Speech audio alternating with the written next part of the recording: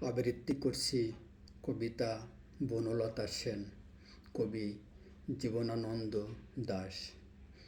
হাজার বছর ধরে আমি পথ হাঁটিতেছি পৃথিবীর পথে, সিংহল সমুদ্র থেকে নিশীথের অন্ধকারে মালয় সাগরে। অনেক ঘুরেছি আমি বিম্বিসার অশোকের ধূসর জগতে, সেখানে ছিলাম আমি আরো দূর অন্ধকারে বিদর্ভ নগরে।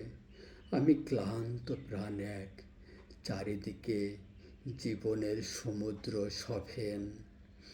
আমারে দুদণ্ড শান্তি দিয়েছিল নাটোরের বনলতা সেন। চুল তার কবেকার অন্ধকার বিদিশার নিশা, মুখ তার শ্রাবস্তির কারুকার্য। অতি দূর সমুদ্রের পর হাল ভেঙে যে নাবিক হারায়েছে দিশা। সবুজ ঘাসের দেশ যখন সে চোখে দেখে দারুচিনি দ্বীপের ভিতর, তেমনি দেখেছি তারে অন্ধকারে।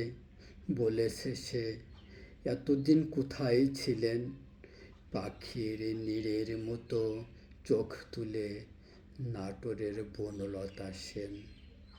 সমস্ত দিনের শেষে শিশিরের শব্দের মতন সন্ধ্যা আসে, ডানা রৌদ্রের গন্ধ মুছে ফেলে চিল।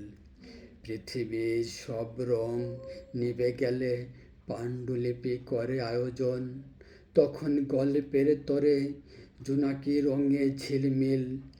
সব পাখি ঘরে আসে, সব নদী ফুরায়ে জীবনের, সব লেনদেন থাকে শুধু অন্ধকার মুখোমুখি বসিবার বনলতা সেন।